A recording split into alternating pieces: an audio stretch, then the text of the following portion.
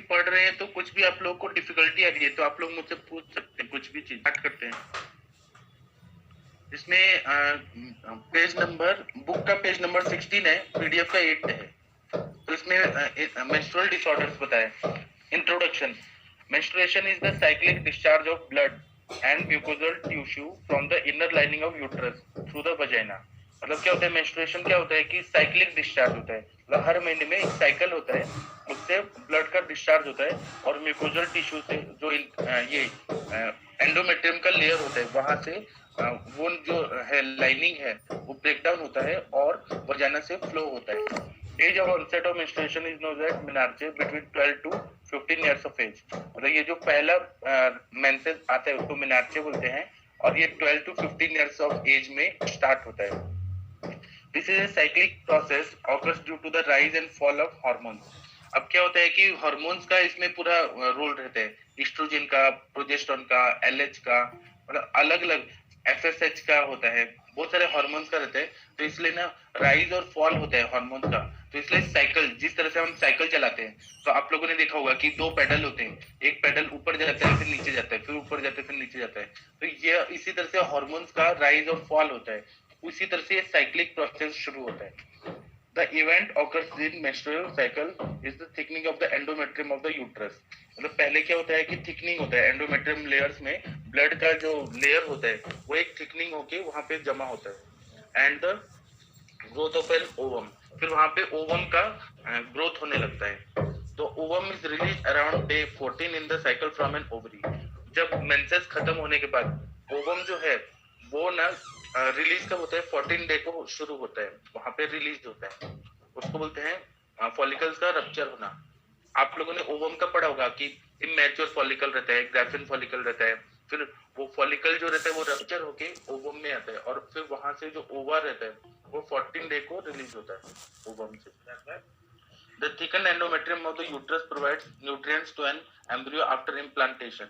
अब जो एंडोमेट्रियम का जो थिकन जो एंडोमेट्रियम है जहाँ पे ब्लड वगैरह है, ब्लड का सारा लेयर है, वो क्या करता है कि अगर वो इम्प्लांट हो गया, मतलब शुक्र शोणि संयोग, मतलब स्पर्म और ओवा का जब यूनियन हो गया तो वो वहां से फिर एम्ब्रियो बनेगा, ब्लास्टोसाइट जाइगोट वगैरह जो बनेगा वो क्या करेगा, वो इम्प्लांट होगा और उसे से ब्लड सर्कुलेशन मिलेगा और उसी से सारे न्यूट्रिएंट्स वगैरह मिलेंगे जो जाइगोट और एम्ब्रियो को है, फिर उससे वो बच्चा जो है वो ग्रो करेगा। And if pregnancy does not occur it is released and known as menstruation. जब वो प्रेगनेंसी नहीं होगा तो वह जितना भी फ्लो है, ब्लड है, वो फ्लो हो जाएगा और उसको मेंस्ट्रुएशन कहते हैं। Menstruation cycle is coordinated effect of hypothalamus. अब क्या होता है मेंस्ट्रुअल साइकिल जो है ये जितने हैं बॉडी में पार्ट्स, वहां से इनका एक कोऑर्डिनेटेड इफेक्ट होता है। तो क्या क्या है, तो हाइपोथैलेमस ब्रेन में रहता है, pituitary, ovary and uterus. Alteration in any one of these factors will cause failure of sexual maturation. अब क्या होता है कि इसमें कुछ भी प्रॉब्लम हो गया तो क्या होता है कि सेक्सुअल मैच्योरेशन नहीं होता है। अभी क्या है, मेरे पास एक पेशेंट आई थी 2-3 दिन पहले, तो उनको उनका एज हो गया 19 ईयर्स, 19 ईयर्स हो गया है तब भी उनको ना मेंसेस आ रहे हैं, मतलब सेकेंडरी सेक्स ऑर्गन्स है, मतलब ब्रेस्ट है, प्यूबिक हेयर है, एक्सिलरी हेयर है, पूरा फेमिनिन कैरेक्टर है, इनको मेंसेस नहीं आ रहे। क्यों नहीं आ रहे, क्योंकि कुछ ना कुछ हाइपोथैलेमिक पिट्यूटरी ओवेरियन एक्सिस में कुछ ना कुछ तो डिफेक्ट है, इसलिए नहीं आ रहे। तो absence of menarche and menstruation irregularities, अगर कोई भी अल्टरेशन हुआ इनमें, हाइपोथैलेमस में, सिक्रीशन में, पिट्यूटरी ओवरीज और यूट्रस में, तो क्या होता है कि या तो डिलेड मेनार्च होता है या फिर मेंस्ट्रुअल इरेगुलरिटीज होती है, तो या तो डिलेड मेंसेस आते हैं या साइकिल प्रॉपर नहीं आता। For better understanding of menstrual irregularities, students should revise the mechanism and control of normal menstruation in the book Ayurveda प्रसूति तंत्र।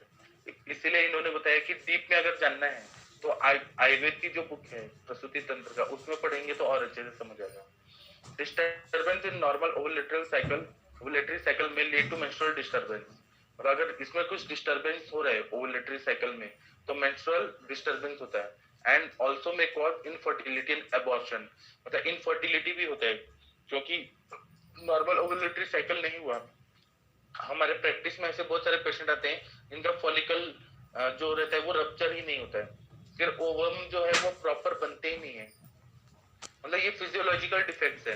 कभी कभी क्या होता है, इस्ट्रोजन का जो है बॉडी में लेवल वो बहुत कम होता है, या प्रोजेस्टेरॉन का लेवल बहुत कम होता है, या फिर टीएसएच का लेवल कम होता है, एफएसएच, एलएच, ये जितने भी हार्मोन्स है इनका इम्बैलेंस होता है, तो उसकी वजह से इनफर्टिलिटी होती है, फिर वो कंसीव नहीं कर पाती है, या फिर अगर कंसीव करती है तो कभी कभी क्या होता है, एबॉर्शन भी हो जाता है, मतलब वो होल्ड नहीं कर पाता यूट्रस पूरा 9 मंथ के लिए, वो कर मतलब बेबी को होल्ड नहीं कर पाता और अबॉर्ट हो जाता है। Besides hormonal disturbance, menstrual irregularity may also result from meiosis and cervical lesions. अब इसके वजह हार्मोनल डिस्टर्बेंसेस हैं, oestrogen, progesterone, LH, FSH, TSH, ये सबके साथ में अगर इनको साइड में रखा जाए तो कभी कभी पैथोलॉजिकल कंडीशंस होती हैं, मतलब कुछ कुछ बीमारी वाले सिम्टम्स कंडीशंस आ सकते हैं, जिसको फाइब्रोमायोमा बोलते हैं, मतलब फाइब्रस एंड जो मायोमेट्रियम है वहां पे फाइब्रस ग्रोथ हो जाती है, उसकी वजह से ये प्रॉब्लम होती है। फिर एडिनोमायोसिस, एडिनोमायोसिस में क्या होता है कि मायोमेट्रियम से ना कुछ ना ऐसे ये निकलते हैं, मतलब कुछ ऐसे अनवांटेड ग्रोथ निकलता है, जिसकी वजह से हेवी मेंसेस आते हैं, और वो जो थिकनिंग है पूरा एंडोमेट्रियम का, वो अच्छे से ब्लड का थिकनिंग नहीं हो पाता, और बेबी भी इम्प्लांट नहीं हो पाता, उसकी वजह से भी हो सकता है।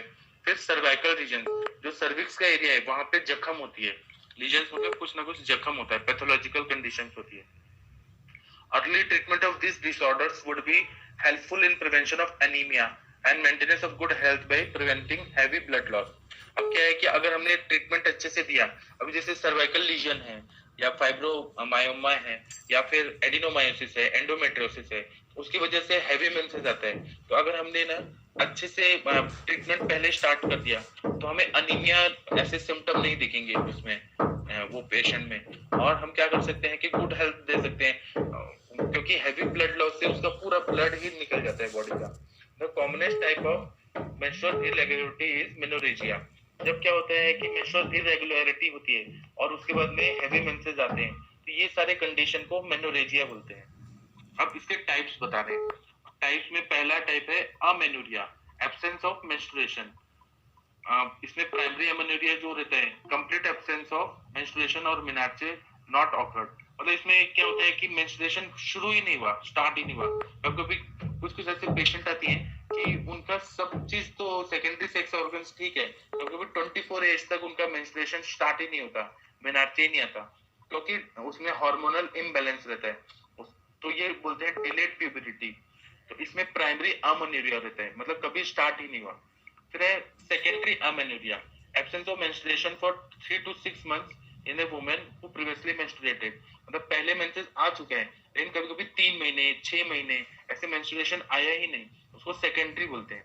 अभी मेरे पास कुछ कुछ पेशेंट आते हैं जिनको 2-2 साल तक मेंसेस नहीं आते हैं, मतलब उनको पीसीओडी इतना ज्यादा बढ़ गया होता है कि पूरा अंदर ही अंदर ना ऐसी पैथोलॉजी बनती है कि 2-2 साल मेंसेस नहीं आ रहे, मेंसेस आ रहे हैं लेकिन ना रास्ता ब्लॉक होता है कुछ ना कुछ, तो उसकी वजह से ना उनका फिर वेट बढ़ने लगता है, वेट बहुत ज्यादा बढ़ जाता है। एक तो मेरे पास पेशेंट है थी 360 kg की, और उसको पीसीओडी था बोथ साइड में, पॉलीसिस्टिक ओवेरियन डिजीज, और फाइब्रोमा भी था, मतलब फाइब्रॉइड भी था, उसकी वजह से उसको 2 साल मेंसेस नहीं आते थे, तो वेट 360 kg हो गया था। तो यह सेकेंडरी अमेनोरिया की वजह से होता है। फिर सेकंड है menorrhagia, excessive blood loss during menstruation, मतलब बहुत ज्यादा ब्लड लॉस होता है, जिसको हम अस्त्रिकधर या प्रदर रोग बोलते हैं, तो उसमें इसको मेनोरेजिया बोलते हैं। Either the blood flow is heavy with the passage of clots and or the duration of bleeding is normal but last for a prolonged period of time।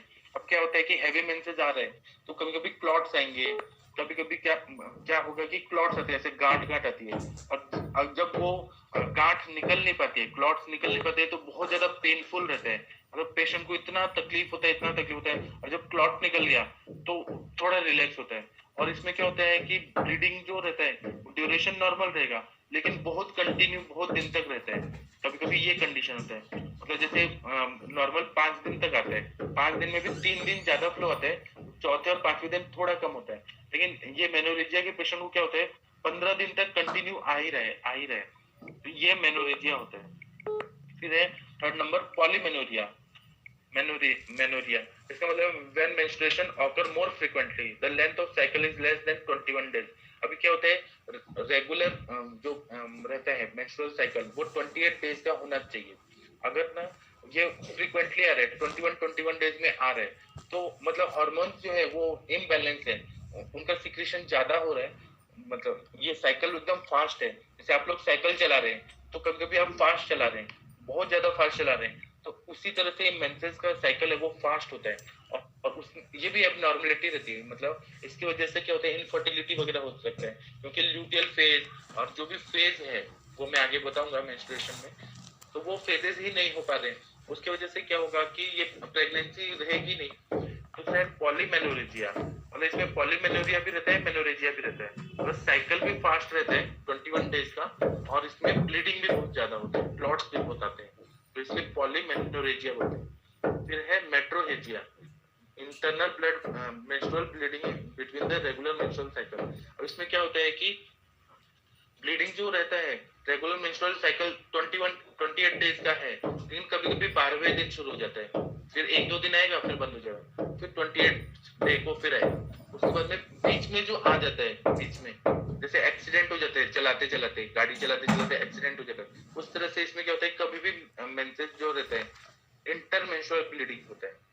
फिर है hypermenorrhoea, hypomenorrhoea, less blood loss during the menstruation, scanty और last for less than 2 days, मतलब 2 दिन से भी कम रह रहे हैं, मतलब 48 आवर्स भी मेंसेस नहीं रह रहे हैं, और उसमें पैड भी जो वो चेंज करिए बहुत कम रहता है, तो यह भी कुछ ना कुछ इलनेस रहता है, मतलब डिफेक्ट रहता है फिजियोलॉजिकल। और स्कैंटी आता है, बहुत ऐसे गाढ़ा गाढ़ा आता है, और उसमें कलर भी बहुत ही ऐसे जैसे ये रहता है, गोंद रहता है, फेविकोल की तरह एकदम चिपका चिपका, स्कैंटी बहुत आता है मेंसेस, इसको बोलते हैं हाइपोमेनोरिया।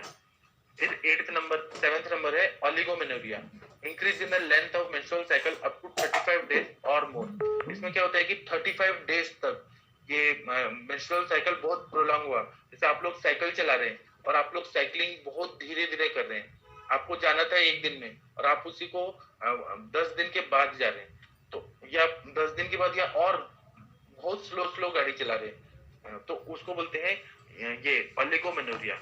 ये भी एबनॉर्मलिटी है। आप लोग क्या करिए, एक नोटबुक बनाइए और ये जितने भी डेफिनेशन है एकदम अच्छे से याद कर लीजिए, क्योंकि ये बहुत जरूरी है आप लोग को, ये प्रैक्टिकल भी जरूरी है, एकेडमिक भी जरूरी है आप लोग को। फिर है अमेनोरिया, एब्सेंस ऑफ मेंस्ट्रुएशन में be present in various acute medical illnesses, endocrinal and psychiatric illnesses. मतलब क्या होता है कि मेंसेस न आना, ये बहुत सारे मेडिकल इलनेसेस जो एक्यूट फॉर्म में रहते हैं, मतलब अभी तुरंत हुए हैं, उनमें हो सकते हैं। तो पहला है एंडोक्राइनल, एंडोक्राइनल मतलब एंडोक्राइन ग्लैंड में कुछ ना कुछ डिफेक्ट हुआ है, जैसे एड्रिनल ग्लैंड है, या फिर लीवर के फंक्शन अच्छे नहीं हो रहे हैं, या फिर जो भी है ओवरीज का फंक्शन अच्छा नहीं हो रहा है, उसमें ना मेंसेस का एब्सेंस होना। दूसरा साइकेट्रिक इलनेस, क्योंकि मानसिक रोग रहता है, लोग ये रहते हैं सिजोफ्रेनिक रहते हैं, कभी पैरानॉइड सिम्टम रहते हैं, ऑब्सेसिव कंपल्सिव डिसऑर्डर रहता है, बहुत सारे साइकेट्रिक इलनेसेस हैं। तो उसमें क्या रहता है, मैनिया रहता है, सेक्सुअल डिसऑर्डर्स रहते हैं, तो उसमें पेशेंट ना डिप्रेशन में रहेगा या एंजाइटी में रहेगा या एंगर में रहेगा, या फिर वो अलग ही दुनिया में रहेगा, जो उन्माद अवस्था होती है, सिजोफ्रेनिक रहते हैं, उनमें भी मेंसेस नहीं आते हैं। और ये होता है, मेरा एमडी पीएचडी इसी में हुआ है, साइकेट्रिक इलनेसेस में मैंने रिसर्च किया है, क्लिनिकल ट्रायल और ये पूरा कंसेप्चुअल स्टडी किया, तो उसमें मैंने साइकेट्रिक वार्ड में और मेंटल असाइलम में देखा है कि कोई भी इंसान ना अगर पागल रहता है तो उसका ना मेंसेस ही नहीं आता, और जब मेंसेस नहीं आके फ्लो बाहर नहीं हो रहा, तो वो जो ब्लड है वो क्या करेगा, उससे वेट पुट ऑन होता है, वेट भी पुट ऑन होगा, और मेल हार्मोन सीक्रेट होने लगते हैं, जैसे टेस्टोस्टेरोन वगैरह सीक्रेट होने लगते हैं, और उनको और भी कॉम्प्लिकेटेड डिजीजेस होने लगते हैं बॉडी में, मतलब डायबिटीज हो सकता है, बीपी हो सकता है, फिर उसके बाद में दाढ़ी मूछें आ सकती हैं, हिर्सुटिज्म जो बोलते हैं, बहुत सारे हो सकते हैं। फिर amenorrhoea not be completely recovered till the medical illness is cured, मतलब एमेनोरिया कभी भी रिकवर नहीं हो सकता जब तक जो मेडिकल इलनेस है, बॉडी में जो फंक्शनल डिफॉर्मिटी है, फंक्शनल डिफेक्ट आ गया, जब तक हम वो ठीक नहीं करेंगे तब तक एमेनोरिया ठीक नहीं हो सकता है, क्योंकि सारा इंटरकनेक्टेड है। जैसे अगर लीवर का फंक्शन नॉर्मल चल रहा है, हार्ट का फंक्शन नॉर्मल चल रहा है, किडनी का नॉर्मल चल रहा है, तभी एमेनोरिया भी एमेनोरिया प्रॉब्लम भी वो क्योर हो सकता है। जब अगर लीवर का फंक्शन बेकार है, मतलब ठीक नहीं हो रहा है, हार्ट का पंपिंग एक्शन नहीं हो रहा, किडनी में कुछ प्रॉब्लम है, एमेनोरिया मतलब यूट्रस को भी उसका इफेक्ट होता है और मेंसेस नहीं आते हैं। फिर टाइप्स टाइप्स है तो फिजियोलॉजिकल है और पैथोलॉजिकल है। फिजियोलॉजिकल में प्राइमरी रहता है बिफोर प्यूबरिटी, मतलब प्यूबरिटी लेट आ रहा है तो उसमें ये फिजियोलॉजिकल एमेनोरिया रहता है। सेकेंडरी जो हाँ फिजियोलॉजिकल है तो ये इसमें कोई विकृति नहीं है, ये नॉर्मल है। तो इसमें क्या रहता है कि प्यूबरिटी के पहले जो रहता है अमेनोरिया रहता है, प्यूबरिटी डिले हो रहा है तो वो अलग बात है, लेकिन प्यूबरिटी के बाद मेंसेस आ ही जाता है। दूसरा secondary type of amenorrhoea physiological, मतलब फिजियोलॉजिकल डिफेक्ट है, शारीरिक क्रियात्मक तो है आफ्टर मेनोपॉज। मेनोपॉज बंद हो गया तो उसके बाद तो साइकिल ही नहीं बनेगा, तो मेंसेस नहीं आता है। फिर है ड्यूरिंग प्रेगनेंसी, जब प्रेगनेंसी रहती है, मतलब कोई भी लेडी प्रेग्नेंट रहती है 9 महीने तो उनको मेंसेस नहीं आते हैं तो अमेनोरिया रहता है। ड्यूरिंग लैक्टेशन, मतलब जो दूध पिला रही है अपना, ब्रेस्ट मिल्क पिला रही है, उसको ना कभी भी मेंसेस नहीं आते हैं, तो ये फिजियोलॉजिकल होता है, मतलब नॉर्मल रहता है। दूसरा है पैथोलॉजिकल, इसमें प्राइमरी और सेकेंडरी। प्राइमरी में क्रिप्टोमेनोरिया, ये मैं आगे पढ़ाने वाला हूँ क्रिप्टोमेनोरिया क्या होता है। और दूसरा है ट्रू प्राइमरी एमेनोरिया, मतलब इसमें क्या रहता है कि जो बताया कि मेंसेस स्टार्ट ही नहीं हुआ है तो ये ट्रू प्राइमरी एमेनोरिया रहता है। सेकेंडरी जो बताया वो ऊपर बताया अभी हमने कि बहुत सारे डिजीज में होता है। फिर नेक्स्ट पेज शुरू करिए, पेज नंबर 18 है और इसमें पीडीएफ का 9th page number. Primary amenorrhoea, when a female has not attained menarche at the age of 14 years in absence of development of secondary sexual characters, or no menarche at age of 16 years with normal growth of secondary sexual characters, it is known as primary amenorrhea। मतलब जो female रहती है वो ना छोटी बच्ची ही है, 14 years के एज में उसको ये सेकेंडरी सेक्सुअल कैरेक्टर्स का डेवलपमेंट नहीं हुआ है, उसको मिनार्चे भी नहीं हुआ है 16 इयर्स के एज में। और उसको कभी कभी क्या होता है कि 16 इयर्स तक उसके सेकेंडरी सेक्सुअल कैरेक्टर्स डेवलप हो गए हैं लेकिन उसको ना मेंसेस नहीं आ रहे, तो इसको बोलते हैं प्राइमरी एमेनोरिया। ये दो टाइप है, पहले 14 इयर्स हो गया है और सेकेंडरी सेक्सुअल कैरेक्टर्स नहीं डेवलप हुए हैं। दूसरा है कि 16 इयर्स हो गया है और sexual characters, secondary sexual characters मतलब ब्रेस्ट और एक्जिला और एक्सिलरी हेयर और पूरा जो फेमिनाइन कैरेक्टर्स है वो सब डेवलप हो गए हैं और तब भी मेंसेस नहीं आ रहे, उसको बोलते हैं प्राइमरी एमेनोरिया। मेरे पास एक पेशेंट आई है, तो उनको क्या हुआ कि उनकी शादी हुई और उनका एज है 30 इयर्स, तो उनके ये जितने भी हैं मतलब सेकेंडरी सेक्सुअल कैरेक्टर्स वो सब डेवलप हो गए। और दूसरा बात है कि उनको मेंसेस भी आते हैं लेकिन ना उनका जो वजाइना है उसका डेवलपमेंट अच्छे से नहीं हुआ, वजाइनल ओरिफिस का डेवलपमेंट अच्छे से नहीं हुआ, यूट्रस भी बहुत स्मॉल है और फेलोपियन ट्यूब ओवरीज सब स्मॉल है, बहुत ज्यादा स्मॉल है। तो उनका ना ऐसा डिवोर्स केस चल रहा है। तो उन्होंने मुझे बताया कि मेरा हस्बैंड जब भी मेरे साथ इंटरकोर्स करता था, आप लोग डॉक्टर है इसलिए आप लोग को जानना चाहिए सब बात, तो इंटरकोर्स जब भी मेरा हस्बैंड करता था तो उसका पेनिस ना इंसर्ट ही नहीं हो पाता था अंदर, तो उसकी वजह से वो ना बहुत ऐसे फ्रस्ट्रेटेड हो गया और उसने मुझे बहुत मारा और बहुत मारा। तो मैंने डॉक्टर्स को दिखाया तो उन्होंने कहा कि आपके मतलब गायनेकोलॉजिस्ट लोगों ने चेक किया तो वो बोले कि आपका ना ये डेवलपमेंटल एबनॉर्मलिटी है कि आपका वजाइना का ग्रोथ ही नहीं हुआ। तो कभी कभी ऐसी भी कंडीशन आती है कि मेंसेस आते हैं लेकिन सेक्सुअल कैरेक्टर्स जो रहते हैं वो सबका डेवलपमेंट नहीं होता है। तो वो मेरे से आयुर्वेद का ट्रीटमेंट ले लिए, तो आयुर्वेद के कुछ मेडिसिन है जो उनका पूरा ग्रोथ अच्छे से कर देगा। उसके बाद में है क्रिप्टोमेनोरिया। क्रिप्टोमेनोरिया में क्या होता है कि it is the occurrence of menstrual symptoms without external bleeding. इसमें क्या होता है कि मेंस्ट्रुअल सिम्टम्स सारे आएंगे, ये एक अलग डेफिनेशन है, इसको आप याद करिएगा। इसमें मेंस्ट्रुअल सिम्टम्स सारे आएंगे लेकिन एक्सटर्नल ब्लीडिंग नहीं होगा, अंदर ही अंदर जैसे मेंसेस आने के पहले जो लोअर एब्डोमेन पेन होता है, थाइज में पेन होता है, फिर ये सारे सिम्टम्स आने लगेंगे, उसका मूड स्विंग होगा, उसको जितने भी मेंसेस के सिम्टम्स होते हैं सब आ जाएंगे लेकिन उसको ब्लीडिंग नहीं होता है। Menstrual blood fails to come out from genital tract due to obstruction in the outflow of the os. कभी कभी क्या होता है stenosis of cervix, stenosis of internal os, stenosis of external os, मतलब उसमें ना रास्ता ब्लॉक रहता है, तो उसकी वजह, या पिन होल वजाइनल ओरिफिस, ऐसे कभी कभी कंडीशंस रहते हैं कि पिन होल रहता है, वजाइना का जो होल रहता है वो पिन होल रहता है, उसकी वजह से ऑब्स्ट्रक्शन की वजह से फ्लो जो रहता है ब्लड निकल ही नहीं सकता, तो ऐसे कंडीशन को बोलते हैं क्रिप्टोमेनोरिया। तो पेशेंट अब इसमें क्या करते हैं कि सर्जरी करते हैं और जो वजाइनल ओरिफिस है उसको कट करके और रिक्रिएट करते हैं, रिक्रिएट मतलब डायलेट करके, फिर उसको कुछ पार्ट कट करके और फिर से रिक्रिएट करते हैं, वो सर्जरी करना पड़ता है। The patient of cryptomenorrhoea has chromosome number, कभी कभी ये क्या होता है क्रोमोसोमल इफेक्ट रहता है, तो 46 एक्सेस रहता है, इसमें नॉर्मल ओवरीज रहेंगे, नॉर्मल एस्ट्रोजन लेवल रहेगा, नॉर्मल सेकेंडरी सेक्सुअल कैरेक्टर्स रहेंगे, लेकिन ये जो प्रॉब्लम रहता है कि वो फ्लो ही नहीं आता, तो इसको बोलते हैं क्रिप्टोमेनोरिया। फिर एक कॉजेस क्या हो सकता है, तो कंजेनाइटल, मतलब जब वो माँ के पेट में थी तभी उसका ग्रोथ जो होना चाहिए था, या फिर वो मतलब बर्थ के बाद भी प्यूबरिटी तक, टिल प्यूबरिटी उसका ग्रोथ अच्छे से नहीं हो पाया, तो ये जन्मजात विकृति रहती है। दूसरा है इम्परफोरेट हाइमेन। इम्परफोरेट हाइमेन का मतलब होता है कि हाइमेन जो लेयर रहती है वो ना ऐसे बहुत ही टाइट रहती है, इतनी टाइट रहती है कि वो जो ये है सर्विक्स का एरिया, वहां से ब्लड को आने ही नहीं देता है, इतना ज्यादा टाइट हाइमेन रहता है। ऐसे भी मेरे पास बहुत सारे पेशेंट आए हैं कि इम्परफोरेट हाइमेन के केसेस थे, तो मैंने उनको गायनेकोलॉजिस्ट के पास रेफर किया, उन्होंने सर्जरी किया और हाइमेन को पूरी तरह से ऐसे कट करके डिस्ट्रॉय किया, तो उसके बाद में अपने आप मेंसेस शुरू हो गया। तब तब क्या होता है, transverse vaginal septum, vaginal septum जो है ना वो ऐसे उल्टा होता है, टेढ़ा होता है, उसकी वजह से भी ब्लड जो है वो निकल नहीं पाता, तो ये भी क्रिप्टोमेनोरिया का कॉज होता है।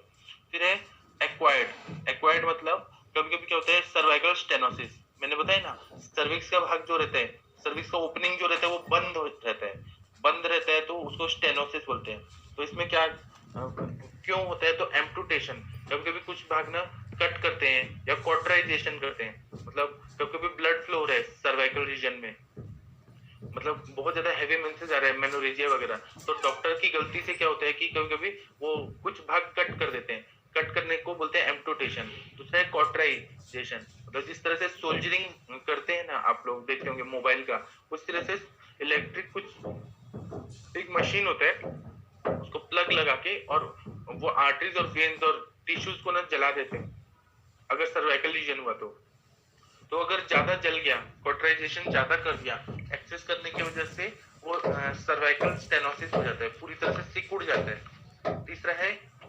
कोनिजेशन, इसमें भी क्या होता है कि सर्वाइकल स्टेनोसिस हो जाता है,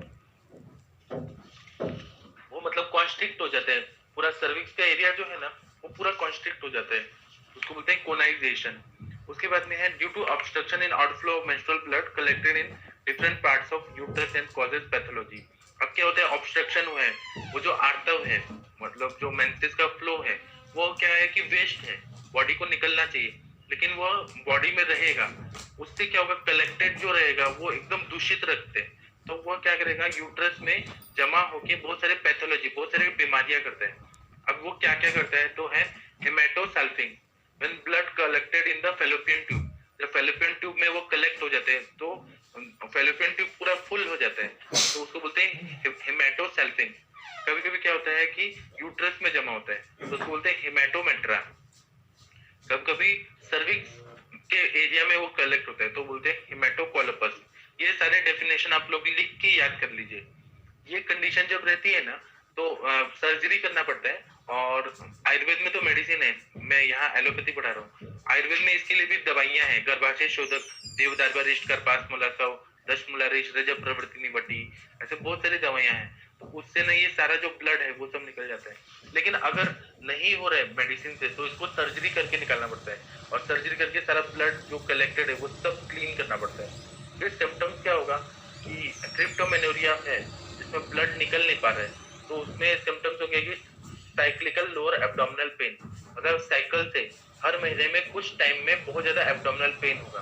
patient complains urinary symptoms, haematocolpos causes pressure, अब जो ब्लड जो जमा है वो क्या करेगा, प्रेशर क्रिएट करेगा, उसकी वजह से यूरिनरी ब्लैडर में कंप्रेशन होगा, और उसकी वजह से पेन जो है ना, पेनफुल ये आएगा, यूरिन पास होगा या कभी कभी अटक जाएगा, जिसको मूत्राघात बोलते हैं आयुर्वेद में। ऐसे सिम्टम्स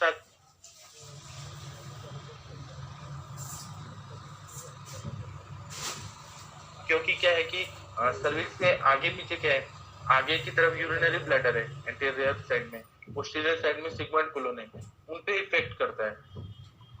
फिर diagnosis, patient looks normal with normal secondary sexual character, मतलब क्रिप्टोमेनोरिया के पेशेंट रहेंगे उनमें ना सारे सेक्सुअल कैरेक्टर्स नॉर्मल दिखते हैं, उनके ब्रेस्ट डेवलपमेंट हुए रहते हैं, उनके एक्सिला के हेयर्स रहते हैं, प्यूबिक हेयर्स रहते हैं, और उसके बाद में फेमिनाइन कैरेक्टर्स अच्छे रहते हैं, उनका आवाज में जो चेंजेस रहते हैं वो अच्छा रहता है, और उनका ग्लो अच्छा रहता है, एकदम नॉर्मल लड़की की तरह दिखती है वो।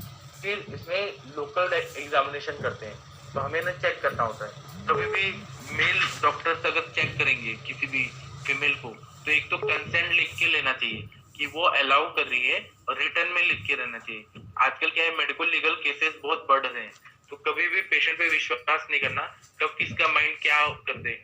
मतलब वो कभी भी डॉक्टर पे कुछ ना कुछ एलिगेशंस लगा सकती है कि मुझे मॉलेस्ट किया है या मॉडेस्टी ऑफ वुमेन, इसको भंग किया है। इसीलिए कभी भी कंसेंट लेना है, और कभी भी फीमेल पेशेंट को चेक करना है तो साइड में कोई औरत होनी चाहिए, मतलब या तो नर्स रहे या फिर असिस्टेंट रहे या वाइफ रहे, कोई ना कोई तो चाहिए। अकेले की भी मेल डॉक्टर को अकेले कोई लड़की को नहीं चेक करना है, ये मतलब रूल है, एथिकल लॉज है, ये ध्यान में रखिएगा। दूसरा है कि लोकल एग्जामिनेशन जब करते हैं तो inspection of vulva after separating लेबिया। अब लेबिया जो है, लेबियम मेजोरा, उसको सेपरेट करते हैं और वल्वा को चेक करते हैं। ब्लूइश बल्जिंग हाइमेन सीन, उसमें क्या होता है कि हाइमेन जो रहता है, ब्लड बहुत ज्यादा जमा हुआ रहता है, अब जमा हो के वो हाइमेन को बल्ज करता है, ऐसा चीज दिखता है। When obstruction higher up to per rectal examination, बहुत ज्यादा ऑब्स्ट्रक्शन रहा तो रेक्टल एग्जामिनेशन करिए। तो रेक्टल एग्जामिनेशन मतलब गुद भाग में जो एनस है वहां से चेक करके देखिए तो यूट्रस दिखेगा, फिर हेमेटोकोलपस ऐसे फेल्ट होगा anterior of the rectum, rectum के ऊपर के भाग में, मतलब एंटीरियरली हमें ऐसे दिखेगा कि हेमेटोकोलपस, मतलब कुछ तो ब्लड का ऐसा फुलफिल किया हुआ गुब्बारा की तरह भरा हुआ है, ऐसा हमें डायग्नोस हो जाता है। फिर ऑन परकशन, जब हम ये करते हैं पेट में ऐसे उंगली से ऐसे दबा के देखते हैं तो हमें ना एक साउंड आवाज आती है डिस्टेंडेड वजाइना का, लोअर एब्डोमेन में हमें पता चलता है। इस तरह से डायग्नोसिस हो गया। फिर उसके बाद में क्या होता है, सोनोग्राफी में भी और कंफर्म कर सकते हैं। यूएसजी जब करते हैं तो हमें ये कंफर्म हो जाता है कि इनको क्रिप्टोमेनोरिया है या हेमेटोकोलपस है। उसके बाद में मैनेजमेंट क्या करना है, तो सर्जिकल इंटरवेंशन, हमें सर्जरी करना है तो क्या करना है कि incision in the imperforated hymen, जो हाइमेन बहुत ज्यादा इंटैक्ट है तो उसमें इंसिजन लेके कट करना पड़ता है। अभी मेरे पास बहुत सारे ऐसे भी पेशेंट आते हैं जिनका हाइमेन इतना इंटैक्ट होता है, तो वो हाइमेन इतना हार्ड होता है कि उसकी वजह से सेक्स मतलब इंटरकोर्स हो ही नहीं पाता, उसकी वजह से भी ना डिवोर्स के केसेस होते हैं, लेकिन कोर्ट अलाउ नहीं करता। कोर्ट बोलता है फैमिली कोर्ट कि आप ना इसका सर्जरी कराइए। इम्परफोरेटेड हाइमेन के बेस पे कभी भी मतलब डिवोर्स आज तक नहीं हुआ। वो बोलते हैं आप सर्जरी कराइए और सर्जरी करा के इसको रिक्रिएट करिए, अच्छे से करिए तो हो सकता है। तो इसलिए surgical intervention should be done to remove the obstruction. Obstruction of the vagina would require excision of septum. अब इसमें ऑब्स्ट्रक्शन जो है ना, उसमें सेप्टम जो है उसको कट किया जाता है, एक्सरसाइज किया जाता है, एक्सीजन किया जाता है, और making a passage after that skin graft और एमनियन ग्राफ्ट में हैव टू बी यूज्ड।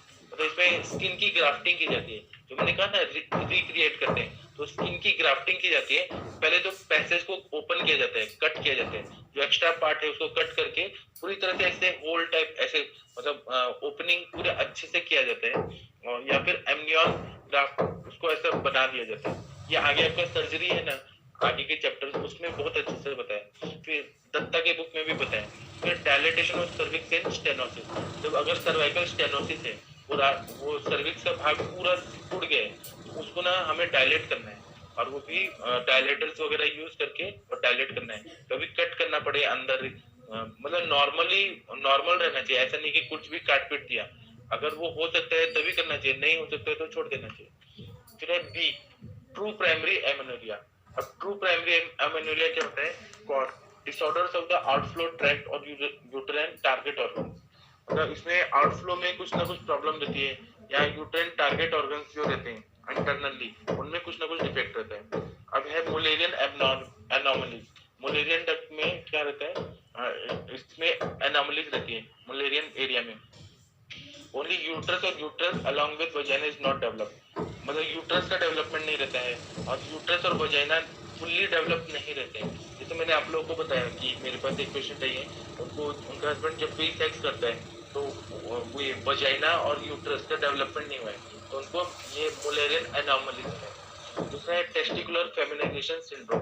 इसमें क्या रहता है कि टेस्टिकल्स भी ऐसे ग्रो कर लेते हैं, और इसमें फेमिनाइजेशन सिंड्रोम मतलब वो है ना, पुरुष भी नहीं होते स्त्री भी नहीं होते, मतलब वो जो ये रहते हैं नपुंसक होते हैं उस तरह के होते हैं। इसमें एक्स-वाई पैटर्न रहता है। Uterus is absent in vagina ends in a blind pouch. Vagina जो रहता है ना ब्लाइंड पाउच में होता है, यूट्रस होता ही नहीं है इनमें। Pubic and axillary hair are absent, मतलब उनको ना प्यूबिक एरिया में कोई हेयर्स रहेगा ना एक्सिलरी एरिया में कोई हेयर्स रहेगा। And not well developed breast. हाँ, इसमें वेल डेवलप्ड ब्रेस्ट रहते हैं। तो ये नपुंसक रहते हैं, मतलब आप लोगों ने देखे होंगे हिजड़े लोग जो रहते हैं उनको ना ब्रेस्ट डेवलप रहता है लेकिन यूट्रस ही नहीं होता, प्यूबिक हेयर एक्सिलरी हेयर कुछ भी नहीं होता है। द टेस्टिस इज प्रेजेंट, उनको ना टेस्टिस भी रहता है, मतलब ब्रेस्ट भी रहेगा और टेस्टिस भी रहेगा। And may be felt in labia majora and inguinal canal. ये जो टेस्टिस रहता है लेबिया मेजोरा के नीचे रहता है और इंग्वानल कैनाल के पास रहता है। मैंने ऐसे कभी देखे नहीं है, मतलब इतना इंटरनली ऐसे चेक नहीं किया, लेकिन ऐसे ब्रेस्ट वगैरह रहते हैं और वो लोग हिचड़े रहते हैं इतना मालूम है। वो लोग दिखाएंगे भी नहीं, अगर आप लोग बोलेंगे ना तो बहुत जोर से मारते हैं वो लोग, इसलिए उन लोगों को ज्यादा छेड़ना नहीं है, बस आप लोग को मालूम होना चाहिए क्या क्या होता है। फिर है disorders of the ovaries. Ovaries में कभी कभी डिसऑर्डर रहते हैं तो इसकी वजह से भी प्राइमरी एमेनोरिया रहता है। फिर है gonadal dysgenesis. Ovary is not normally develop, इसमें ओवरी का डेवलपमेंट नहीं होता है। Small uterus and vagina, vagina और यूट्रस बहुत स्मॉल रहते हैं। No breast development and pubic and axillary hair is scanty, मतलब इसमें क्या रहता है गाढ़े बहुत ही थोड़े से एक्सिलरी एंड प्यूबिक हेयर रहेंगे। स्कैंटी का मतलब है कम, बहुत कम रहते हैं। अभी क्या रहता है ना, मेरे पास एक पेशेंट आई थी जो 35 ईयर्स की थी और ऐसे उसके बाल बड़े रखे थे, सब कुछ थे, और लेकिन उसके ब्रेस्ट ही नहीं थे। ब्रेस्ट एकदम जैसे मेल का रहता है वैसा था और उसमें स्मॉल यूट्रस था, स्मॉल वजाइना था। ऐसे मैंने पेशेंट देखे हैं। तो ये क्यों होते हैं, इसका इलाज नहीं है, इसका ट्रीटमेंट नहीं है, आप कुछ भी करिए इनको हम ठीक नहीं कर सकते हैं। तो इसमें क्या होता है कि टर्नर सिंड्रोम, इसमें क्या रहता है हार्मोन्स 45XO। फिर प्योर गोनाडल डीजेनेसिस 46XS। इसमें गोनेड्स जो रहते हैं उसका डीजेनेसिस मतलब नॉर्मली डेवलप नहीं रहता है, उसमें ब्रेस्ट भी नहीं रहेगा, यूट्रस भी नहीं रहेगा, कुछ भी डिसजेनेसिस मतलब ग्रोथ ही नहीं रहता। फिर है स्वेस सिंड्रोम 46XY। ये एक सिंड्रोम रहता है, वो अगर आप लोग नेट पे चेक करेंगे तो आप लोग को अच्छे से मिल जाएगा। फिर सेवेज रेजिस्टेंस ओवरी सिंड्रोम, मतलब ओवरीज का फंक्शन ही नहीं होता है, ओवरीज मतलब कुछ काम की ही नहीं रहती। अब पिट्यूटरी ग्लैंड में अगर कुछ डिफेक्ट है उसकी वजह से भी प्राइमरी एमेनोरिया होता है। तो क्या होता है, तो न्योप्लासिया, मतलब पिट्यूटरी ग्लैंड में कुछ ग्लैंड ऐसे उनका ग्रोथ हो जाता है, उसको बोलते हैं न्योप्लासिया। फिर हाइपोलेक्टिनोमा, फेरेंजियोमा। एंजियोमा जो है इसका मतलब है कि कोई ना कोई गांठ हो गई है, प्रोलैक्टिन जहाँ से सीक्रेट होता है वहां पे ना ऐसा कुछ गांठ हो गई है। या क्रेनियोफेरेंजी, मतलब ब्रेन और फेरेंज के एरिया में कुछ ना कुछ गांठ हो गई है जो पिट्यूटरी को ये कर रहे हैं, कॉम्प्रेस कर रहे हैं, और उसकी वजह से ना ये मेंसेस का जो प्रॉब्लम है वो शुरू हो जाता है। फिर इसका भी कोई ट्रीटमेंट नहीं है। Hypopituitary status, Simmonds disease, Chiari Frommel syndrome, मतलब ये जो रहता है ये भी पिट्यूटरी का जो ग्रोथ होता है वो भी बहुत कम रहता है, इसका भी इलाज नहीं है। फिर है fourth number disorders of the CNS, hypothalamic factor जो रहते हैं, मतलब सेंट्रल नर्वस सिस्टम में कुछ डिसऑर्डर हो गया उसकी वजह से ये हो सकता है। फिर है Kallmann syndrome, decrease level of GnRH leads to reduce FSH. अब ये जो जीएनआरएस का ये सिक्रीशन बहुत कम हो रहा है तो उसकी वजह से फॉलिकल स्टिमुलेटिंग हार्मोन या ल्यूटिनाइजिंग हार्मोन ये बहुत ज्यादा सिक्रीट हो रहा है। फिर अनोवुलेशन हो रहा है, मतलब ओवर जो फॉलिकल रप्चर होना चाहिए, या ओवुलेशन होता है, या ओवुलेटरी साइकिल जो रहता है, वह सब होता ही नहीं। Absence of secondary sexual character, मतलब ब्रेस्ट का डेवलपमेंट होना, प्यूबिक और एक्सिलरी हेयर्स ये सब ना होना, इनफर्टिलिटी एंड एनोस्मिया। एनोस्मिया का क्या होता है? पार्शियल कंप्लीट लॉस ऑफ, कुछ तो बताएं इसमें, ऐसे मार्क करके बताएं, पार्शियल और कंप्लीट लॉस ऑफ, कुछ तो है एनोस्मिया, ये आप नेट पे देख लीजिएगा। फिर एड्रिनल हाइपोप्लेसिया, मतलब एड्रिनल जो ग्लैंड रहता है उसका भी डेवलपमेंट अच्छे से नहीं होता है। हाइपो मतलब कम।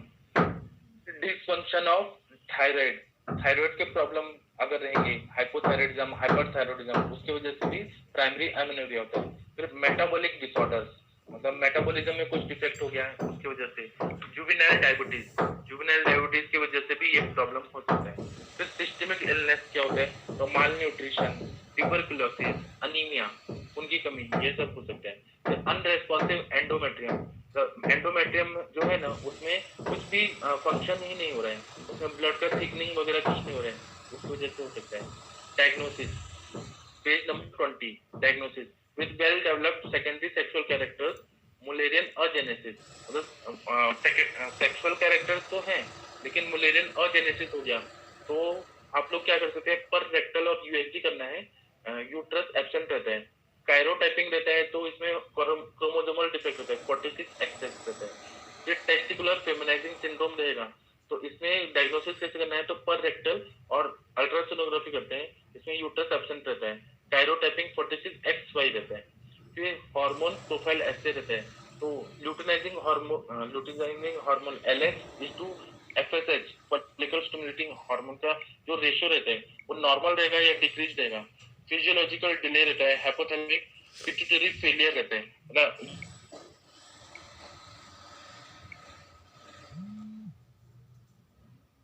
जो ये एक साइकिल है पिट्यूटरी, मतलब हाइपोथैलेमिक पिट्यूटरी ओवेरियन एक्सिस जो रहता है वो सारा सिक्रीशन ही फेलियर है।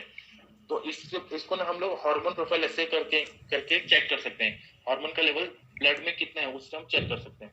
तो कभी क्या होता है? LH is to FSH increase, polycystic ovarian disease PCOD, ये हमें जो रेशियो ज्यादा रहा तो हम लोग PCOD डिटेक्ट करते हैं। FSH and LH increase, pre mature ovarian failure, इसमें क्या होता है? ओवरीज का जो रहता है वो साइकिल बहुत फास्ट रहता है, तो FSH और LH बहुत ज्यादा इंक्रीज रहता है। रेजिस्टेंस ओवरी, ओवरीज जो रहते हैं रेजिस्टेंस रहते हैं। फिर उसके बाद में है prolactin increase, LH and FSH decrease. Prolactin अगर ज्यादा रहेगा तो वो क्या करेगा? LH एंड FSH को कम सीक्रेट करेगा। प्रोलैक्टिन का भी यहाँ रोल रहता है, मैं सब हार्मोन्स का पढ़ाऊंगा तो मैं बताऊंगा। फिर if high TSH, thyroid stimulating hormone, तो हाइपोथायराइडिज्म, और नॉर्मल TSH है तो प्रोलैक्टिनोमा देखेंगे, एमआरआई और सीटी स्कैन से देखेंगे। ये सारे इन्वेस्टिगेशन करके हमें पता चलता है कि क्यों है उसको प्राइमरी एमेनोरिया या सेकेंडरी एमेनोरिया क्यों है। फिर है secondary sexual characteristics not well developed, Turner syndrome, तो ये सिंड्रोम रहता है, इसमें क्रोमोसोमल डिफेक्ट रहते हैं, तो 46 45X हो, वेब्ड नेक, नेक जो रहेगा वो अलग ही तरह का रहता है। फिर क्यूबिटस वाल्गस, शॉर्ट स्टेचर, ये टर्नर सिंड्रोम में रहेगा। फिर gonadal dysfunction 46 XX, physical features of Turner syndrome not found. फिर Kallmann syndrome associated with anosmia. Management क्या होता है? It is based on cause. अब नो क्योर कौन कौन सा है? In chromosomal abnormalities no cure, Mullerian anomalies no cure, in testicular feminization syndrome, remove the testicular institute female hormone replacement therapy। अब क्या होता है कि वो आप लोगों को पता है कि ये क्या था? माइकल जैक्सन, वो उसने पूरा अपना फेमिनाइन चेंज किया था, मतलब वो पहले ये था, मतलब उसमें भी उसने ये हार्मोनल का रिप्लेसमेंट थेरेपी लिया था जिससे उसकी आवाज बहुत अच्छी हो गई थी। तो ये फेमिनाइजेशन रिप्लेसमेंट थेरेपी जो है हार्मोन का, फीमेल हार्मोन का, वो सब करने से ये इसमें फायदा हो सकता है टेस्टिकुलर फेमिनाइजेशन में। अभी पेपर में आता है कि बहुत सारे लड़कियां होती हैं उनको ना मेल बनने का बहुत शौक रहता है, तो वो सारा ना ऑपरेशन वगैरह कराती हैं और उसके बाद में आर्टिफिशियल इम्प्लांट करती हैं टेस्टिकल्स वगैरह, और वो ना आदमी बनने का उनका जो शौक होता है वो पूरा करते हैं, और उसमें फिर मेल रिप्लेसमेंट थेरेपी करते हैं, मेल हार्मोन रिप्लेसमेंट थेरेपी। फिर है इन कैलामेन सिंड्रोम साइक्लिकल एस्ट्रोजन प्रोजेस्टेरोन और गोनाडोट्रोपिन, ये जो रहता है इसमें कुछ ना कुछ डिफेक्ट रहता है, तो कैलेवन सिंड्रोम में एस्ट्रोजन प्रोजेस्टेरोन और गोनाडोट्रोपिन का इंजेक्शन दिया जाता है।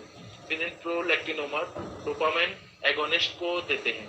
Correction of anaemia, improvement of nutrition, अगर खून की कमी है तो हम ये अनीमिया के ठीक करने की, खून बढ़ाने की दवाइयां देते हैं, जैसे आयरन के टैबलेट देंगे, फेरस सल्फेट देंगे, ये सब देने से वो ठीक हो जाता है।